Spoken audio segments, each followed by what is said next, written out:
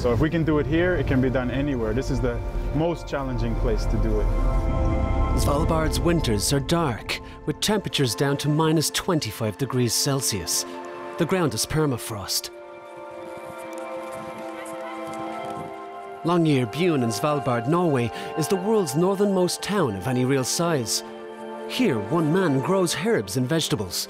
Benjamin Vidmar, a chef from Florida. Is there more to it than just a crazy idea?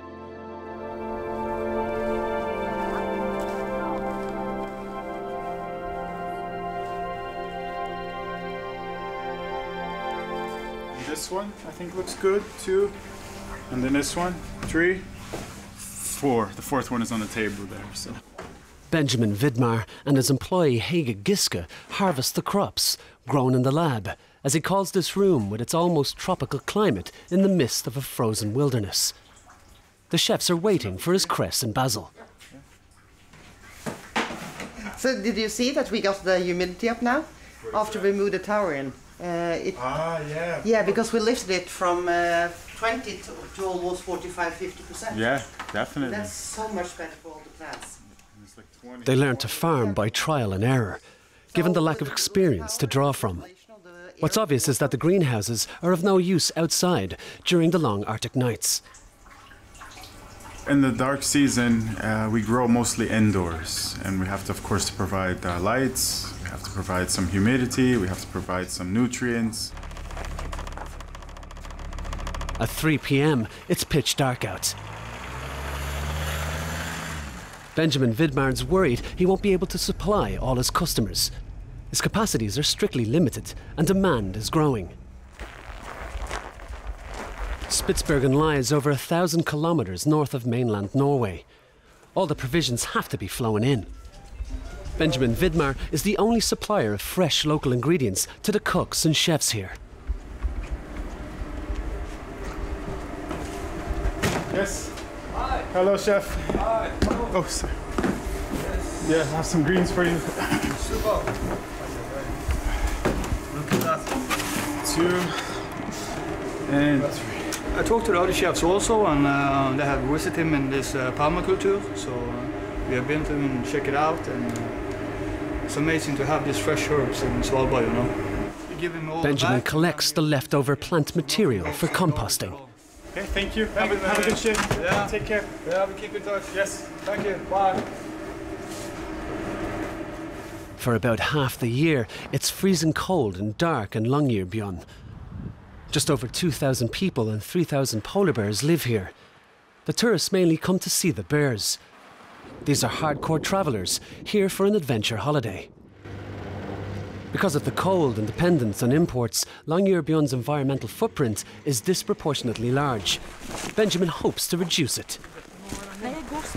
Hello, my name is Benjamin Vidmar, and I'm doing this tour with you today. We will visit a little bit about what I do here, what I grow, also the lab and the dome. And then after, we will go inside of the gallery. There's like a kitchen, and we have a place where we can eat and like a workshop. So we will prepare some food together. There's tomato and some fresh local basil that we've grown here. We have a reindeer. Originally from Florida, Benjamin worked as a ship's cook and came to Spitsbergen 10 years ago. During the Arctic winter, temperatures can plunge to minus 20 degrees Celsius in the dome. But in spring, things begin to change. We have some days, you know, during the midnight sun, there's sun, in theory, 24 hours a day, so it just moves around in the sky, and it can get like 25, 30 degrees in here. I really would like to do some root vegetables, carrots, potatoes would be nice. The dome sticks out like a rock from the snowdrifts all around. You have to understand, it's very simple, this dome, but this, I've been speaking about it for so long that people got so sick of hearing about it, you know, and you just have to think it was empty like this. There was like nothing here. And I said, I want a greenhouse, I want a greenhouse. And it's because I was growing indoors. We're gonna go there next. So for me, growing indoors, it didn't make sense to run the lights for 18 hours a day when we have 24 hours of light. I'm paying electricity for nothing. So I was trying to think of the smartest way to organize it. So I said, I have to get outside. This all started as an experiment, and it started from me wanting to have the freshest food possible. That's the only I didn't start it to save the world. I didn't start it to, I just said, you know, I wanted to have the freshest food possible.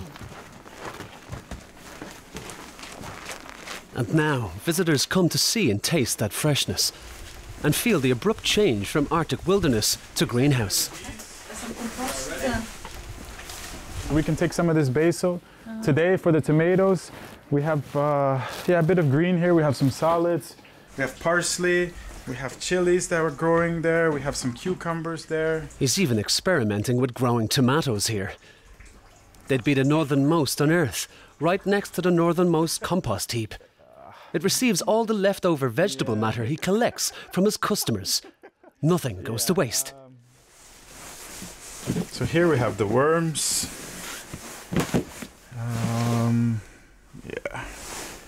And I use them to make compost here. And I basically compost the waste that I get back from the hotels and the restaurants. Yeah, take that one, maybe the purple one. He uses a bit of homegrown basil for the meal he'll be preparing with his visitors, a highlight of their stay. For the mainland Norwegians too, Arctic Spitsbergen is another world. Of course we have to take our shoes off here. 2 people on the warm food and 2 people on the cold food, I think is good. The most important thing is that we need to start the desserts. So we need 5 sheets of gelatin and you just set it in cold water. Okay? Yeah, here's that. Yeah. So it's not really possible to be 100% self-sufficient here. It would be very, very expensive and be difficult to grow everything that we need to survive. So we don't even look at that. We look at to grow a percentage, like a portion of that. A typical meal is reindeer meat with vegetables and whipped potatoes. And the point For is now, to increase... only homegrown ingredient is basil. It's highly unlikely wine will ever grow here. It's imported from Spain. The ladies uncork the first bottle while the gents keep busy chopping vegetables. The guests actually do all of the cooking. I'm like coaching. The majority of tourists don't come from Norway. They come from all corners of the world to this northern tip. The most difficult tour was I had some kosher vegans from Israel. That was a good tour because they wanted like, they didn't want, no, we had to have all new. They had to buy cutting boards, had to buy pots. And I said, oh, that's not in the budget. They said, okay, we buy. So they bought everything and like we did it and it was fun. Like I learned a lot. Yeah, that looks beautiful. Most guests enjoy delicious meals here. But what do they think of Arctic gardening? I think it's wonderful. Yes. You never know what happened with the nature and environment, what's going on. So we have to try to do something different. Yeah, it's a crazy idea. I think so. Crazy American. Crazy American. I'm here with my family and we really love it here. And it's like, we always want to go away, but then as soon as we go away, we all miss it. So, you know, so then we run back here. It's this, I think it's such an easy life here. It's like we live in a bubble, you know? It's like, it's not a real world here. Everything with just 5 minutes, you can be everywhere. And the school, everything is just so perfect here. Two of Benjamin's children have left the island and communicate via internet from the mainland. Benjamin may feel completely at home in Spitsbergen now, but not quite yet in mainstream Norwegian society. Do you often have people like us coming? No, it's the first Norwegian group. That's why I'm so nervous. I don't know if you noticed. They're the first Norwegians, so I'm very happy. But I don't want to tell you how to do. You know, normally when the other people come, then I'm kind of like the, you know, the one who's here, the local one. But yeah. At 7 p.m, Benjamin's workday is far from over. He's still got another delivery. I think it was better when we used the thicker ones. Have you seen the? Oh. Yeah, but you can use them. And we'll because it's figure much out easier. another Yeah, it's much because easier. we are running out of tabs. Yeah. That one there. Anna Kexel, a student from Germany, helps sow the seeds for cress, parsley and basil.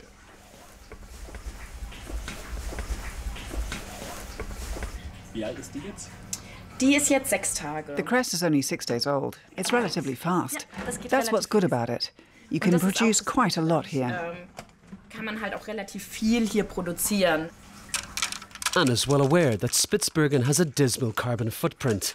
She takes a strictly objective view of her work here. Personally, I don't see Spitsbergen as a place where people should be living because it's got such an extreme climate and it's so unsustainable to live here. But there will never come a time when people don't live here anymore. So I think it's a very good idea to try growing our own plants here. Benjamin has enough to keep him busy, even through the dark winter, normally the quieter time of year.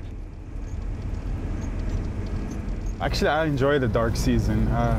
It's how do we cope with the light season, that's the challenge. But the dark season is very relaxed and you don't have to do too much. But when the light comes back, you get very busy and you have to run all of the time. So the challenge is you don't know how to shut it off. But for me, the dark season is just take it easy. Benjamin Vidmar isn't about to take it easy. He's chasing a dream. He's got plans to open his own restaurant. After all, he's a chef by trade. And he wants to make sure that the restaurant doesn't produce any waste. He's already got the financing and partners lined up. Bar, kitchen, a little counter for food in here.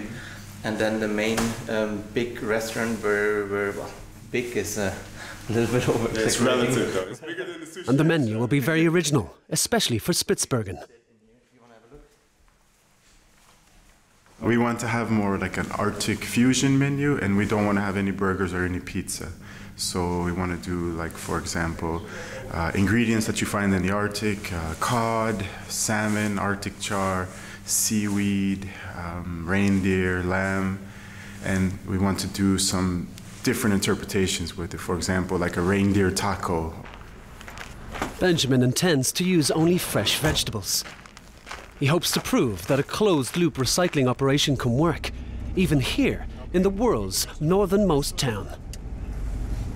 These techniques that we develop here can be used to grow food in this inner city. It can be used to grow food on different islands, so it has many, applications to other places as well. So if we can do it here, it can be done anywhere. This is the most challenging place to do it.